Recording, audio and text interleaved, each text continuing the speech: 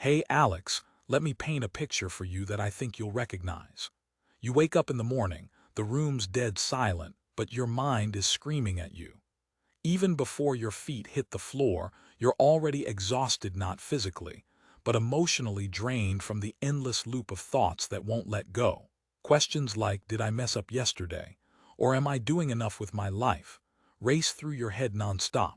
You're not even fully awake, but you already feel spent just from the mental chaos. Not from the day ahead, but from the constant worry and self-doubt circling inside.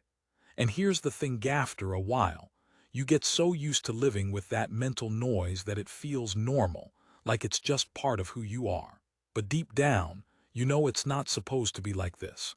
No one really teaches us that our minds shouldn't be our enemies, but should actually be our home base, our anchor, our guide. Instead, we walk around scared of the thoughts that surface when life gets quiet, and we start believing those negative loops are just part of us.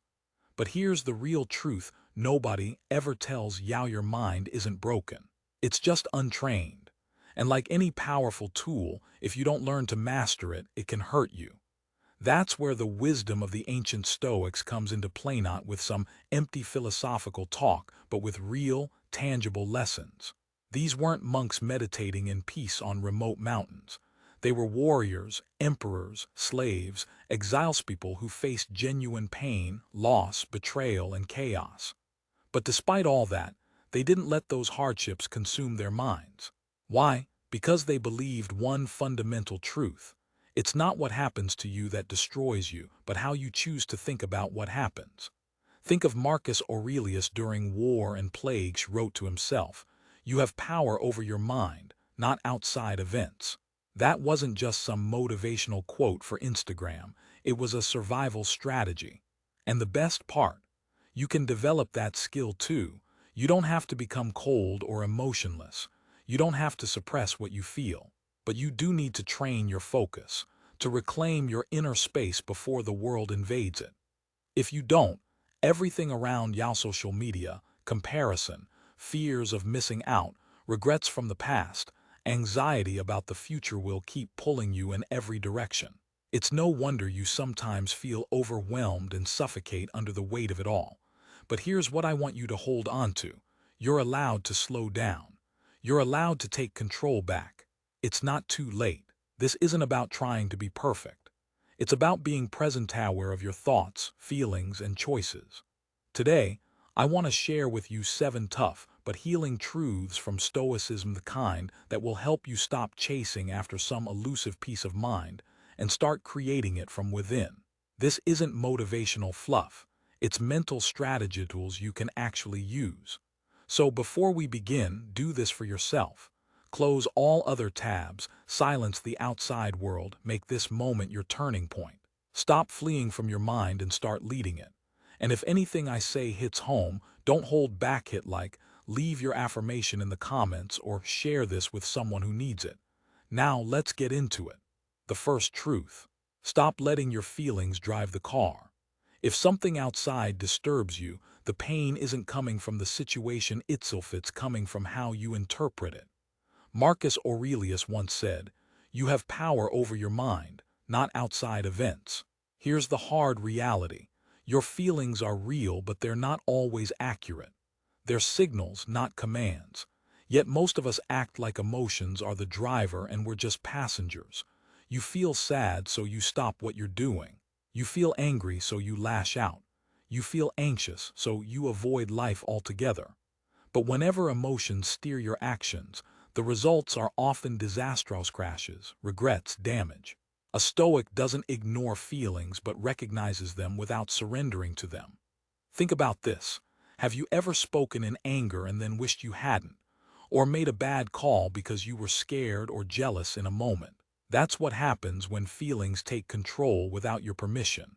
The first step to mastering your mind is to remind yourself, "I feel this, but I don't need to act on it." Here's a simple tool. When a strong emotion hits, pause and label it. Say to yourself, "This is anger," or "This is fear," or "This is shame." Just naming it separates you from the emotion and puts some space between feeling and reaction. Then ask yourself, what would my wiser self do? That pause of just a few seconds gives your rational mind a chance to step in, preventing immediate reactions that you'll regret later. The Stoics called this the power of reasoned choice, acting with awareness instead of blindly reacting. And here's a tip. Next time an emotion overtakes you, try writing it down first. See it on paper. It loses some of its power. Marcus Aurelius did this himself. His meditations weren't for anyone else but for him, and way to check in and decide how he wanted to respond. Imagine how much stronger you'd become if you did that daily, not perfect, just more aware. That's number 2. Slow down your thoughts before they take over and control you. Most of us don't realize how much our minds race until we notice that we're stressed, shallow breathing, or constantly rereading the same thing without comprehension. That's your signal to pause. Take a deep breath, slow your breathing, and turn your focus to just one thing bothering you. You're not ignoring everything else, you're just not drowning in it. Think of it like closing unnecessary tabs on your computer. You give yourself room to breathe. Every night, reflect on your thoughts. Ask yourself, what made me anxious today? Are those worries real or just stories I told myself? By doing this reflection instead of reacting impulsively, you develop a habit of control and clarity. When you slow your thoughts, you reclaim your energy. You start hearing your own voice above the noise of the world. Silence becomes a powerful space where you can choose what to believe and what to let go of. Stoicism isn't about having zero feelings. It's about not being a slave to every thought that comes through. Remember, every thought is a visitor. You get to decide who stays for dinner. Drop this affirmation in the comments. I slow my thoughts. I choose what stays. Moving on. Truth number 3. Feed your mind, but don't poison it. The mind reflects the soul. It's colored by what we allow into it. Marcus Aurelius said it best. The soul becomes dyed with the color of its thoughts. So, what are you feeding into your mind? Gossip, drama, fear-mongering, comparisons. These are mental junk food. If you keep consuming them, don't be surprised when you start feeling anxious, empty, or lost. Most people treat their phones like snacks. They scroll aimlessly, watching whatever pops up. Think about it. Imagine eating junk food all day long. Your body pays the price. Similarly, your mind suffers when you fill it with toxic content. The Stoics were deliberate about what they let in because they understood that a weak mind isn't born weak. It's made weak by distraction and mental clutter. Here's a simple challenge. Audit your mental diet. Ask yourself, who am I following? What kind of conversations am I indulging in? Am I soaking in wisdom or just noise? If your mind feels foggy or heavy, it's probably because you're feeding it junk. So make it a habit to replace one piece of trash with something enriching each day. Read 2 pages of a Stoic journal. Watch 10 minutes of content centered on stillness or truth, or spend time in silence or reflection instead of endless scrolling. And don't forget about your conversations. If someone's always negative, gossipy, or shallow, limit your time with them because protecting your peace isn't rude. It's essential. Regardless of your physical health, your mental health depends on what you allow into your mind. Every day, ask yourself, is this helping me become the person I respect? If not, it's just a distraction. Ask, does this sharpen me or soften me? Does this feed my fears or fuel my strength? Remember, what you feed grows. Drop this affirmation in the comments. I feed my mind with clarity, not chaos. Now on to number 4. Train your mind to observe, not absorb. We often suffer more in imagination than in reality. Seneca pointed this out. Most of our suffering is created by the stories we tell ourselves. Think about a scenario. Someone passes you by and frowns. Instantly, your mind kicks in, they're mad at me, or I must have done something wrong. But maybe they're just having a bad day. Maybe it has nothing to do with you at all. Yet most of us take these small cues as personal threats and twist them into pain. A Stoic learns to observe without absorbing. The difference is huge. They watch what happens but refuse to assign it extra meaning. Not everything you feel or see is fact. Not everything you hear is truth. But your untrained mind will always try to connect dots that aren't connected, wasting energy and creating stories that aren't real. It's exhausting constantly suspecting everyone's anger or interpreting silence as rejection. That's why mental training is crucial. You've got to slow down your conclusions. Next time, instead of jumping to "they hate me," ask, what else could this mean? Do I have proof, or am I just feeling insecure? Separate fact from feeling. Feeling left out is just a feeling unless someone openly excludes you. That's not a fact. Reflect nightly. Did I see things clearly today, or did my fears distort the truth?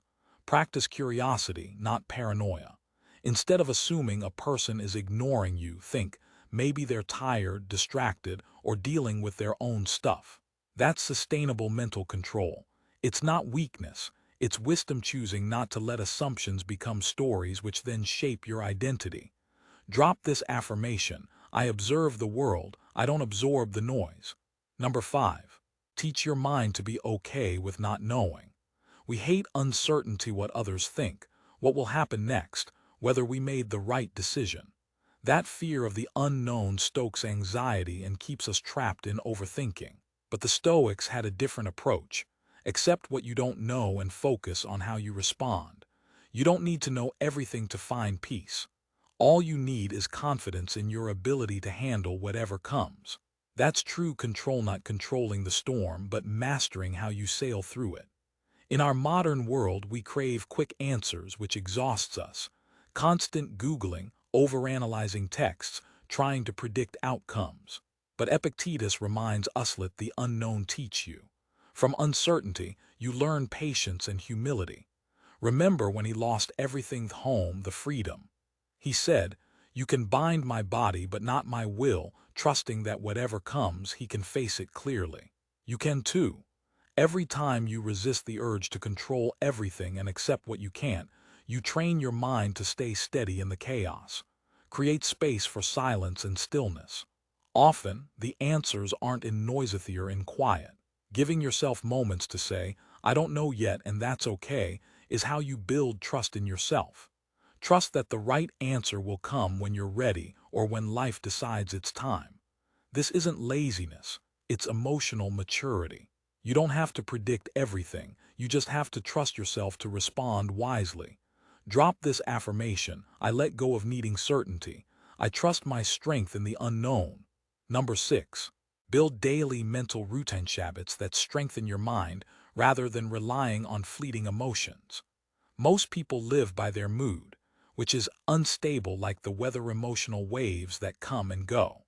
If your entire life hinges on feeling motivated, you're setting yourself up for failure. The Stoics believed in creating rituals that shape your mindset daily regardless of how you feel. That way, consistency becomes your anchor. Do you have routines that center your focus, prepare your mind before chaos hits? If not, life will decide your mood for you. Start small. Morning stillness, 5 minutes of sitting quietly, no phone, no music, just breathe slow and center yourself. That's mental alignment. Write one guiding phrase for the day: I will not rush, or my peace is non-negotiable, or clarity over reaction. Keep it simplino, perfect journal needed, just consistency. Next, detach your actions from your feelings. Even if you're tired or low on energy, show up. Maybe only 40%. It doesn't matter, because your future self cares more about what you do when your feelings are weak than when they're strong. That builds respect from your mind, which then turns into confidence, strength, and ultimately control. And finally, number 7, fortify your inner world so it's stronger than the chaos outside. Marcus Aurelius said, "A man's worth is no greater than his ambitions, but I'd add, his inner strength is what really matters." The world's getting louder, faster, filled with more opinions and pressures. And in the chaos, most people lose sight of who they are, chasing external validation, approval, and fleeting praise. But the Stoics knew better. If your peace depends on outside approval, you're never in control. The real work is building an inner fortress that remains unshaken, no matter what the world throws at you. Start here. Stop chasing validation. You don't need everyone's approval or understanding. Sometimes being misunderstood is part of being authentic. Remind yourself, if I'm honest and intentional, that's enough. Then redefine what success means to you.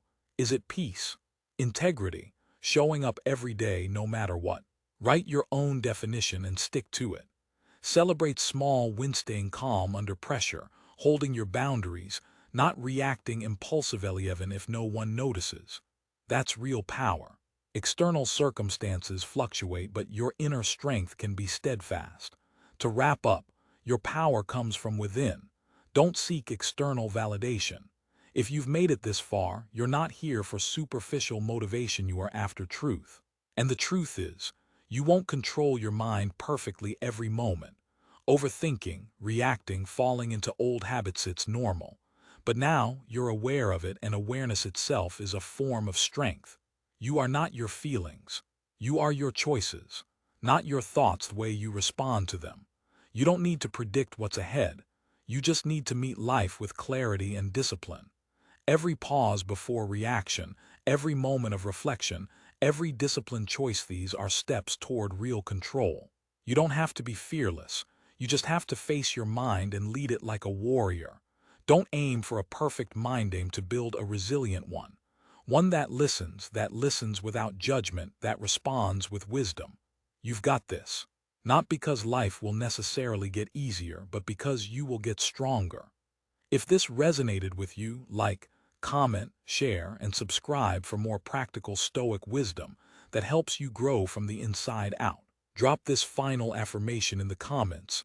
I lead my mind, I do not follow it.